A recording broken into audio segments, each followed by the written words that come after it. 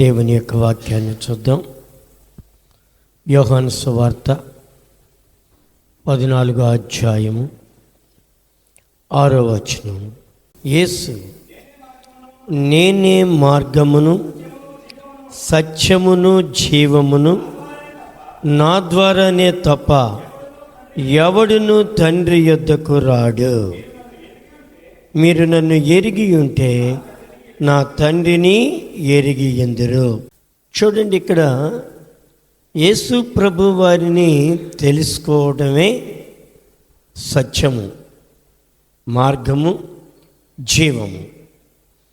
యేసు ప్రభు వారిని మనము తెలుసుకోవడమే ఏంటంట, ఒకటి సత్యము, జీవము, మార్గము. ఈ మూడు కూడా మనకి దేవుడు ఇందులో ఇమిడ్చి అట్టిపెట్టాడు. నేనే మార్గము, సత్యము, జీవము.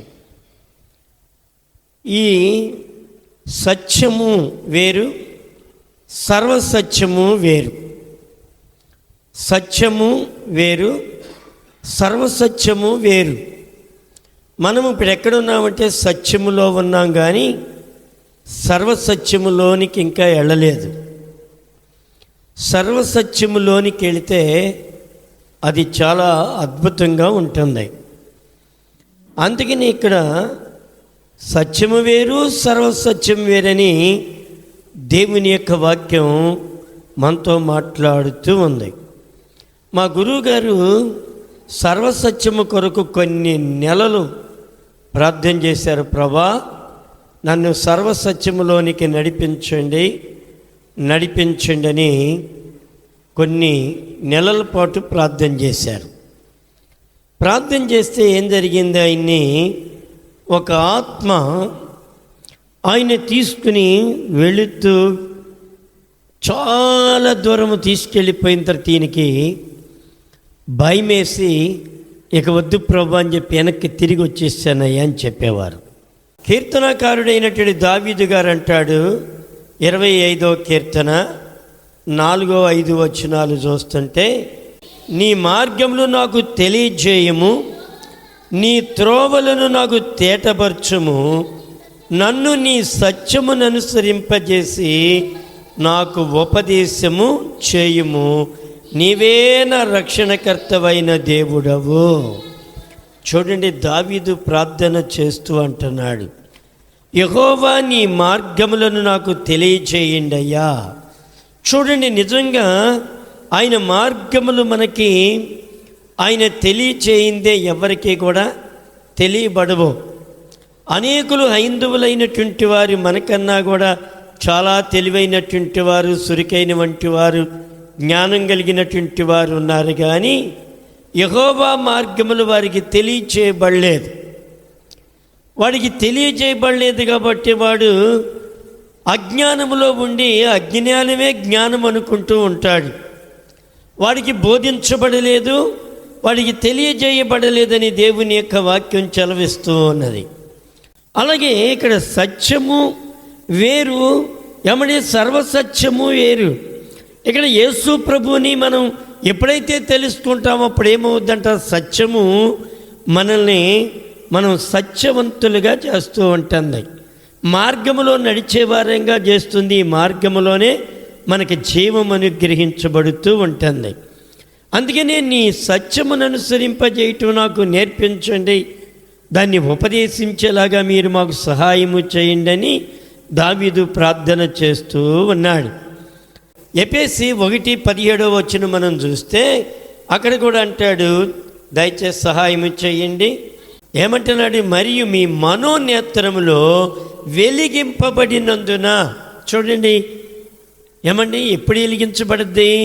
మనం ప్రార్థనకు వచ్చి మారు మనసు పొంది క్రీస్తుని అంగీకరించి మన పాపములు ఒప్పుకున్న తర్వాత మనకి ఏమవుద్ది, మన మనోనేత్రం తెరవబడుతూ ఉంటుంది. అందాక తెరవబడుతూ ఉంటుందా? చూడండి, ఈ బైబిల్ని అనుసరించి మారు మనసు పొందేటువంటి వారు, ఏమంటే విద్య లేనటువంటి వాడు కూడా తప్పుపడకుండా జాగ్రత్తగా చదవగలిగినటువంటి జ్ఞానము దేవుడు వారికి బోధిస్తూ ఉంటాడు. ఆయన మనకి జ్ఞానం ఇచ్చాడు అర్థం చేసుకోవడానికి. ఏమండి సర్వసత్యములోనికి కూడా వెళ్ళటానికి మనకి జ్ఞానం ఇచ్చాడు ఆయన.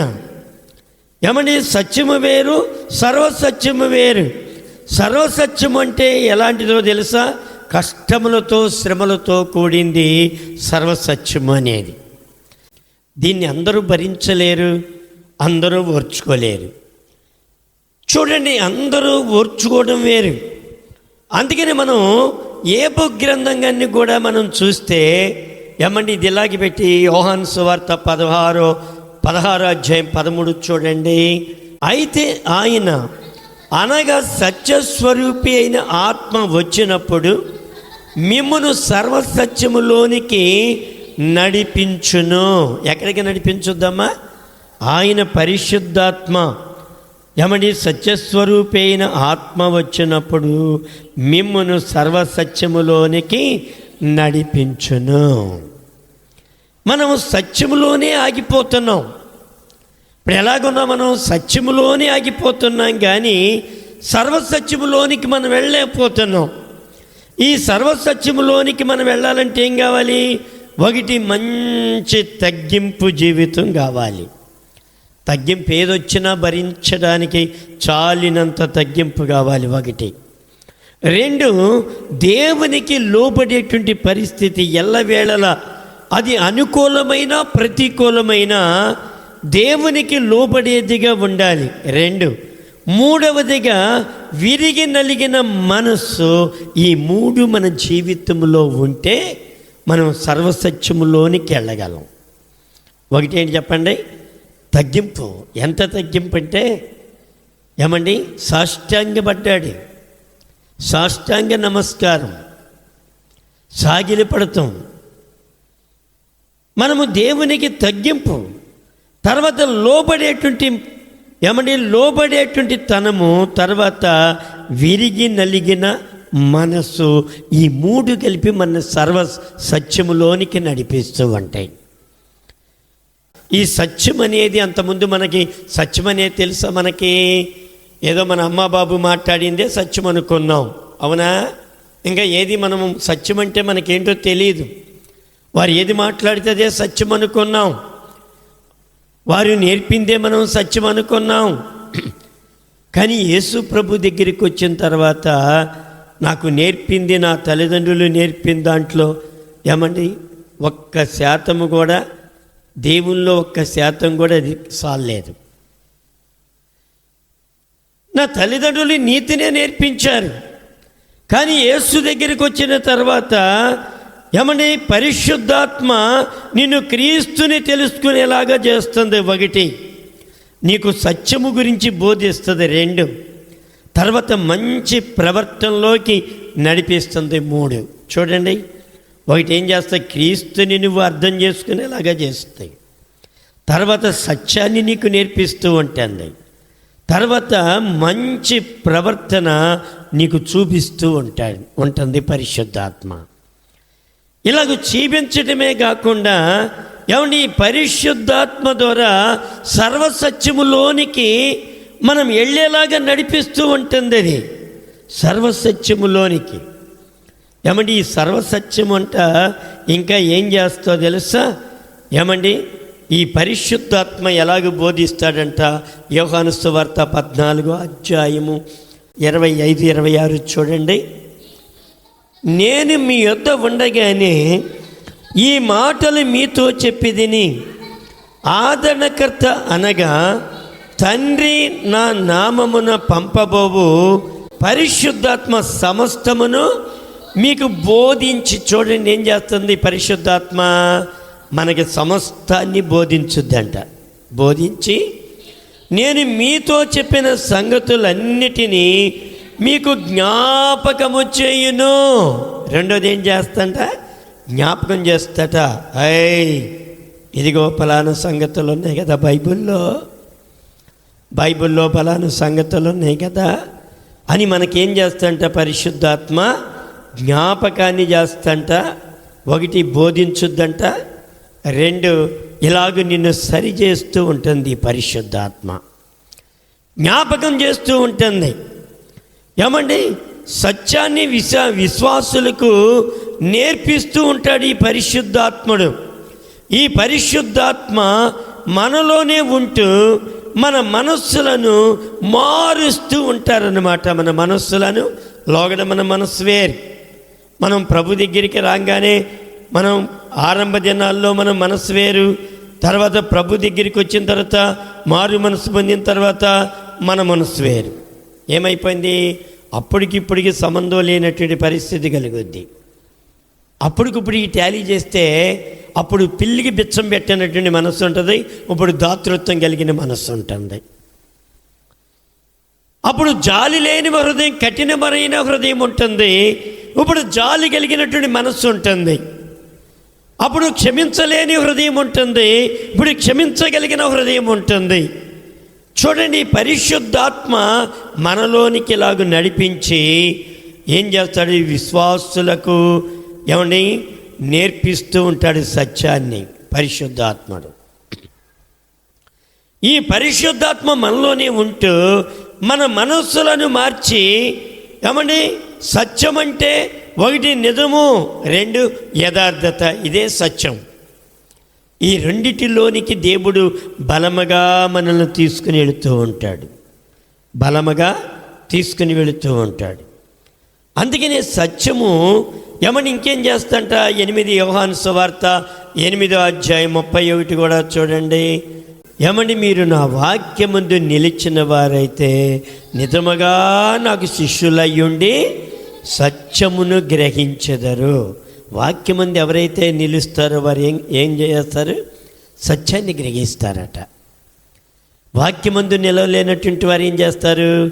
ఏది పడితే చేసుకుంటూ పోతారు. ఇటు యేసయ్యని వదలరు, అటు లోకాన్ని వదలరు, అటు పాపాన్ని వదలరు, అటు తిండిని వదలరు, దేన్ని వదలనటువంటి పరిస్థితికి వెళ్ళిపోతూ ఉంటారు. కానీ ఇక్కడ ఏమని ఎప్పుడైతే వాక్యమందు మనం నిలిచిన వారంగా ఉంటే ఆయన శిష్యులయ్యుండి సత్యమును గ్రహిస్తాం. అప్పుడు సత్యం మిమ్ములను స్వతంత్రులనుగా చేయును. ఏం చేస్తావు? ఇప్పుడు సత్యం మనల్ని స్వతంత్రులను చేస్తాయి. బానిసలాగా ఉంచలేక నువ్వు ఇక భయపడవు, సాతానికి భయపడవు, లోకానికి భయపడవు, పాపానికి భయపడవు, దేనికి భయపడకుండా మంచి భక్తి చేసేటువంటి శక్తి నీకు కలిగి ఉంటావు. అందుకని అంటాడు 36లో అంటాడు, కుమారుడు మిమ్మను స్వతంత్రులుగా చేసిన ఎడల మీరు నిజముగా స్వతంత్రులయ్యుందురు. ఇప్పుడు ఏబును గురించి మనం చూస్తే 1వ అధ్యాయం 8వ వచనం మనం చూస్తే ఏబులో ఏమున్నది? సత్యం ఉన్నది.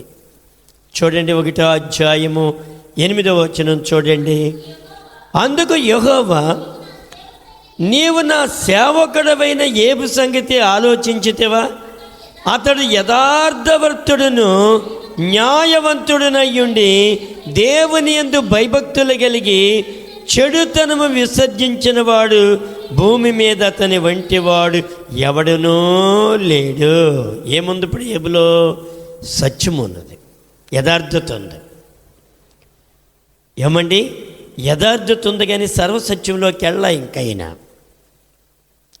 ఎలాగుంది? ఆరంభ శోధన అనేది యేసును నమ్ముకున్నాడు. ఈయన చుట్టూ ఏమైబడింది? కంచె వేయబడింది. యేసు నమ్మాడు, ఈయనకి ఏమైంది? దీవించబడ్డాడు. యేసు నమ్మాడు, ఈయనకి ఏమైంది? ఓందగా చక్కటి ప్రవర్తనలో దేవునిలో దేవుని ఎడల నమ్మకమైనటువంటి బిడ్డగా ఎదగలిగాడు ఈయన. అంటే దేవుడే సాక్ష్యం ఇచ్చాడు, ఈయన సత్యములోనే ఉన్నాడు. ఏబు సర్వసత్యములోనికి వెళ్ళలేదు. ఈ సర్వసత్యములోనికి ఎప్పుడు వెళ్ళాడు? అక్కడ స్టార్ట్ అయ్యి 40వ అధ్యాయానికి వెళ్ళండి. 40వ అధ్యాయం 4వ వచనానికి వెళ్తే అక్కడ సర్వసత్యములోనికి వెళ్ళాడు ఆయన.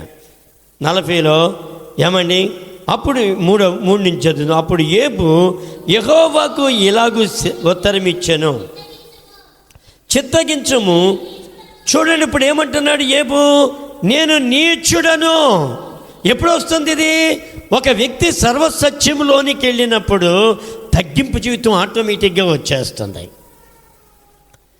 ఒక వ్యక్తి భక్తిలోకి పటిష్టంగా తగ్గించుకున్నప్పుడు, పశ్చాత్తాపడినప్పుడు ఏమండి మనుషుల మీద ఆధారపడ్డు కానీ దేవుని మీదే ఆధారపడుతూ ఎక్కడికి వెళ్తున్నాడు ఈయన?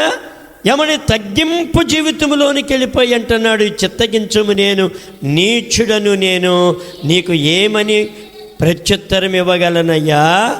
అబ్బా, ఎంత తగ్గించుకుంటున్నాడు ఇప్పుడు. అంతకుముందు తగ్గించుకున్నట్లుగా ఎక్కడ ఏబు గ్రంథంలో మనకు దొరకదు. ఏబు ఎప్పుడు ఏమని సర్వసత్యంలోనికి వెళ్ళాడు. ఎన్ని బాధలు అనుభవించాడు, ఎన్ని శ్రమలు అనుభవించాడు. అందుకేనంటాడు, నేను శ్రమల పాలై దీనుడనైతేనే. దావీదు కూడా శ్రమల పాలై సర్వసత్యములోనికి వెళ్ళి దీనత్వం నేర్చుకోగలిగాడు. అందుకేనంటాడు, ఎవడు దీనుడైన మాట విని వణుకుచుండునో వానినే నేను దృష్టించుచున్నానని దేవుని యొక్క వాక్యం చదివిస్తూ అన్నది. నీకు వచ్చేటువంటి శ్రమలు రావచ్చు, నీకు వచ్చేటువంటి కష్టములు రావచ్చు, నీకు వచ్చేటువంటి ఇరుకులు రావచ్చు, ఇబ్బందులు రావచ్చు. అందుకేనంటాడు, ఇరుకైన మార్గం అంటాడు. ఈ సర్వసత్యం ఎలాంటిదో తెలుసా? ఇరుకైన మార్గంగా ఉంటుంది అది. దానిలో ఎటెళ్తే అటు ఒత్తటమేనమాట. దానిలో చాలా కష్టం ఉంటుంది, శ్రమ ఉంటుంది, ఇరుకు ఉంటుంది, ఇబ్బంది ఉంటుంది, శ్రమలు ఉంటూ ఉంటాయి. ఏమంటే ఇదే విశాల మార్గం అంటే అది వేరు. ఇక్కడ ఏమనే సత్యాన్ని యథార్థతను కలిగి ఉన్నాడు కానీ ఏబు పశ్చాత్తాపం అనేది ఎక్కడ కూడా కనపడలేదు ఏబుకి. ఇప్పుడు ఏబు శ్రమల ద్వారా ఏమయ్యాడు? నలిగిపోయి సర్వసత్యములోనికి వెళ్ళాడు. నలగటం ప్రారంభమైంది. ఏబు దావీదు నలగలేదా? సేవకులు పౌలు గారు నలగలేదా? ఇర్మియా నలగలేదా? ఏమండి ఎజ్కేలు నలగలేదా? నలిగిపోయారు వాళ్ళు. నలిగిపోయి సర్వసత్యములోనికి వెళ్ళారు. షడ్రక్ మేషక్ అబేద్నెగోలు నలిగిపోలేదా? నలిగిపోయి అగ్నిగుండంలోనికి వెళ్ళారు. దానియేలు నలిగిపోలేదా? నలిగిపోయి సింహాల బోన్లోకి వెళ్ళారు. వారందరూ కూడా సర్వసత్యములోని నడిచినటువంటి భక్తులు అని మనం పిలవచ్చు. తగ్గించుకుంటున్నాడు. నీచుణ్ణయ్యా, దౌర్భాగ్యాన్ని, ప్రభా ఎన్నిక లేని వాడిని. ఏమని ఎక్కడ తను హెచ్చించుకోలేదు, ఎక్కడ తను డెవలప్ చేసుకోలేదు. ఏమని తను తగ్గించుకుని విధేయత చూపి దీనత్వం కలిగి నీచుండంటే ఏంటి అర్థం? దావీదేమన్నాడు? నేను పురుగునన్నాడు. ఈయనేమంటున్నాడు? నీచుండి అంటున్నాడు. చూడండి ఎంత తగ్గింపు జీవితం మనకు ఉండాలి. ఏమండి ఇక్కడ ఇంకా 42లో 5-6 వచనాలు మనం చూస్తే చక్కటి మాటలు ఉంటాయి. అక్కడ కూడా వినికిడి చేత నిన్ను గురించిన వార్త నేను వింటిని, అయితే నేను ఇప్పుడు నిన్ను కన్నులార నేను చూచుచున్నాను, కావున నన్ను నేను అసగించుకొని ధూళిలోను బూడిదలోను పడి పశ్చాత్తాపడుచున్నాను. అది సర్వసత్యంలోనికి ఇప్పుడు ఏమంటే ఇప్పుడు అనుభవాల ద్వారా, బాధల ద్వారా, శ్రమల ద్వారా, కష్టాల ద్వారా ఏమండి స్నేహితులు ద్వేషించారు, తోబుట్టులు దూరమైపోయారు, బంధువులు దూరమైపోయారు, బిడ్డలు దూరమైపోయారు, ఆస్తి మొత్తం మటాష్ అయిపోయింది. ఏమండి ఎన్ని రకాలుగా నష్టపోయాడు ఆయన. తన శరీరము ఏమండి అస్థిభంజరమైపోయింది, బాగా కండలన్నీ కరిగిపోయినాయి. ఆ ఎముకల గూడి మీద ఏమంటే ఒక షర్టు ధరించినట్టుగా ఆ చర్మం ఎలాడుతూ ఉన్నది. ఈయన ఏబేనా అనేటువంటి పరిస్థితికి దిగజారిపోయినటువంటి ఏబు ఏమండి ఇప్పుడు సత్యములో నుండి సర్వసత్యములోనికి వెళ్ళాడు. ఆ సర్వసత్యములో చక్కగా భక్తి చేయగలుగుతున్నాడు. అందుకని సత్యము వేరు, సర్వసత్యం వేరు. నీవు నేను యేసుని ఎరగటమే ఏమండి ప్రభువుని తెలుసుకోవటమే సత్యము, మార్గము, జీవము. కానీ సర్వసత్యములోనికి నీవు నేను వెళ్ళాలంటే ఈ శ్రమల ద్వారా, కష్టాల ద్వారా ఇది అందరికీ వర్కౌట్ అవ్వదు. అది కొంతమందికి, దాన్ని భరించే వారికే దేవుడు ఇస్తూ ఉంటారు. ఏబులాంటి శ్రమలు, ఏబులాంటి కష్టములు ఏమండి అందరూ భరించి నిలవగలగరా? ఏబులాగా తట్టుకోగలరా? షడ్రకు మేషకు కలిగినటువంటి అబేద్నెగోకు కలిగినటువంటి ఆ శ్రమల కష్టాలు అందరూ క్రైస్తవులందరూ ఏమండి భరించగలరా? దాని ఏర్పాటు నొందిన వారికే దేవుడు సర్వసత్యములోనికి వెళ్ళేటువంటి మార్గాన్ని దేవుడు ఇస్తూ ఉంటాడు. ఓర్చుకోలేని వారికి కాదు ఇది. ఓర్చుకోగలగాలి. ప్రభా నేనేమైనా ప్రభా. అందుకని ఇక్కడ దేవుని యొక్క వాక్యం చెలవిస్తూ ఉన్నది, సత్యస్వరూపైన ఆత్మ వచ్చినప్పుడు మిమ్మల్ని సర్వసత్యములోనికి నడిపించును. ఆయన తనంతట తానే ఏమియో బోధింపక వేటిని వినునో వాటిని బోధించి సంభవింపబో సంగతులను మీకు తెలియజేయును. మీకు అంటే ఎవరికి? మనకి తెలియజేస్తాడు ఆయన. పరిశుద్ధాత్మ దేవుడు నీకు నాకు తెలియజేస్తూ ఉంటాడు, సర్వసత్యములోనికి నడిపిస్తూ ఉంటాడు. నువ్వు సత్యములో నుండి సర్వసత్యములోనికి వెళ్ళటానికి ప్రయత్నం చేయి.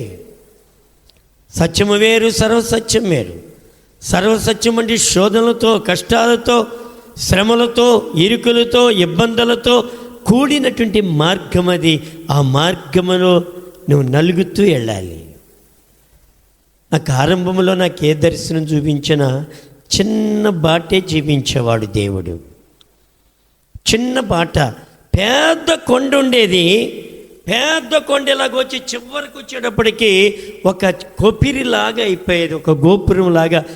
మామూలుగా ఒక్క అడుగు దారే ఉండేది, కిందేమో పెద్ద పన్నా ఉండి పైకి వెళ్ళేటప్పటికి అడుగు దారిలో నడవలేకపోయేవాడిని. నడిస్తే ఎటు పడిపోతానో తెలియదు. నాకు దేవుడు చూపించినటువంటి దారులన్నీ అలాంటివే. దాని మీదుగా నడుస్తూ వెళుతూ ఇక నడవలేను ప్రభా అనేటువంటి స్థితిలో పొట్టతో ప్రాకుతూ దాని మీదగా వెళుతున్నాను. అడుగు బాటలో పొట్టతో పాకుతూ దాని మీద కాళ్ళు చేతులు ఆధారం చేసుకుని వెళుతున్నాను. అటు ఇటు పాము పుట్టలేలాగా పాములు కాసుకుని, త్రాసుపాములు పడగలెత్తేలాగుండే వాటి మధ్యలో గుండగా వెళ్ళిపోతాం. దేవుడు చూపించేవాడు, నీ మార్గం ఇదే అన్నారు. అలాగే ఆరంభము నుండి ఇప్పటి వరకు కూడా అదే మార్గం నా మార్గం. ఏమండి, ఒక స్థలానికి తీసుకుని వెళ్ళాడు దేవుడు. ఏమండి, నేను పండుకోవటం ఆల్చం, నా యొక్క ఆత్మను తీసుకుని వెళ్ళిపోయేవాడు. చాలా దూరం తీసుకుని వెళ్ళిపోయి అదిగో అలా చూడు అనేవాడు. ప్రభు నాకేం కనపడతలేదంటే తేరి చూడు అనేవారు. తేరి చూసిన తర్వాత కనపడే ఒక పెద్ద రోడ్డు, ఇక్కడి నుంచి మన రోడ్డు అంత లెక్క ఎడల్పు ఉన్నటువంటి రబ్బీస్ రోడ్డు, పెద్ద రోడ్డు. ఆ రోడ్డు మీద ఏమండి ఒక గజానికోటి ఆకాశంలో నుండి బాంబులు పడుతూ ఉన్నాయి. ఏమండి ఆ మట్టి 2 తాళ్ళెత్తున లెగుస్తూ ఉన్నది, రబ్బీస్ మట్టి. ప్రభు అంటున్నారు, ఇదిగో ఈ బాంబులు వర్షములో నుండి నువ్వు దాటుకుని అదిగో అటు వెళ్ళాలి, అటు చూడు అన్నారు. ఏం కనపడతలేదు, తేరి చూడు అన్నారు. తేరి చూశాను. బహు కొద్ది మంది తెల్లటి వస్త్రములు, నిలువుటంగీలు వేసుకొని, బైబిల్ సంచులు తగిలించుకొని పచ్చికలో బహు పచ్చికలో మోకరించి ప్రార్థన చేస్తున్నారు. వారెవరంటే పరిశుద్ధులు. ప్రభు అన్నారు, నువ్వు ఈ బాంబుల వర్షములో నుండి తట్టుకొని ఆ పరిశుద్ధుల గుంపులోకి వెళ్ళి విజ్ఞాపన చేయాలి అని చెప్పారు ప్రభు. అదే బాంబుల వర్షం కంటిన్యూ. నాకు చూడండి, అందరికీ అది రాదు. అది కొందరికే, దాన్ని ఓర్చుకునేటువంటి వారికి మాత్రమే అది సాధ్యమవుతూ ఉంటుంది. భరించుకునే శక్తి ఉండాలి. భరించే శక్తి, ఏబుకి ఎంత భరించే శక్తి ఇచ్చాడమ్మా? బిడ్డలు చనిపోవటం అంటే సామాన్యమైన విషయమా? ఏమండి తన యొక్క కుమారులు చనిపోవటం అంటే ఎంత సామాన్యమా? ఆస్తంతా పోవటం అంటే సామాన్యమా? ఇల్లంతా కూలిపోవటం అంటే సామాన్యమా? పనివారంతా చచ్చిపోవటం అంటే సామాన్యమా? తాను పడనటువంటి బాధ ఏదైనా శరీరంలో ఉందంటే ఏమంటే శిరస మొదలుకొని చిరిపాదం వరకు బాధలతో నింపబడి మొత్తబడి గ్రొచ్చబడ్డాడు. ఎంత అలాంటి ఓర్పు, ఎంత సహనం కలిగి ఉన్నాడు ఏబు మంచి సహనం కలిగి ఉన్నాడు. దేవుణ్ణి ఎక్కడ కూడా కించపరచలేదు, దేవుణ్ణి ఎక్కడ దూషించలేదు. ప్రభా నేను ఎందుకు ఇలా చేసావు అనలేదు. దానికి రెడీ అయిపోయాడు. చివరికి ఏమొచ్చింది ఆయనకి? అన్నీ రెట్టింపు. బాధపడాలి, శ్రమ పడాలి. దాని కొరకే నేను పిలువబడ్డాం. దాని కొరకే ప్రభు నన్ను ఎంచుకున్నాడు. ఇక్కడ నువ్వు ప్రభు కొరకు ఎంత శ్రమ పడతావో అంత అతి శ్రేష్టమైన స్థలాన్ని దేవుడు నీకు ఇచ్చునుగాక. నువ్వు ఎంత కష్టపడతావో దేవుని కొరకు, ఎంత శ్రమ పడతావో, ఎంత నలిగిపోతావో, ఎన్ని నిందలు పడతావో, ఎన్ని ఆరులు పడతావో, ఎన్ని శ్రమలు పడతావో, ఎన్నిటికీ ప్రతి ఫలముగా దేవుడు. అందుకని అంటాడు, వారి క్రియలు వారి వెంట పోవను. నీ క్రియలు తప్పకుండా నీ వెంట వస్తాయి. నువ్వు సర్వసత్యములోనికి వెళ్ళే వ్యక్తిగా ఉండాలి. సర్వసత్యములోని నువ్వు నడుచుకునే వ్యక్తిగా ఉండాలి. శ్రమ వచ్చిందని కృంగిపోవద్దు, శ్రమ వచ్చిందని అడవద్దు, కష్టం వచ్చిందని దుఃఖపడవద్దు. ఏది వచ్చినా ప్రభా నా మంచికే, ప్రభా ఏది వచ్చినా ఏది జరిగినా నా మంచికే, నా మేలుకే ప్రభా అని నువ్వు స్తుతించే వ్యక్తిగా ఉండు, ఆరాధించే వ్యక్తిగా ఉండు, గణపరిచే వ్యక్తిగా ఉండు. ఏబుకు వచ్చినటువంటి రెట్టింపు ఆశీర్వాదం, షడ్రక్ మేషకు అవిజ్ఞకులకు వచ్చిన రెట్టింపు ఆశీర్వాదం, దానియేలుకు వచ్చినటువంటి రెట్టింపు ఆశీర్వాదం దేవుడి నీకు అనుగ్రహించునుగాక. ప్రార్థన చేసుకుందాం. తల్ల వంచండి.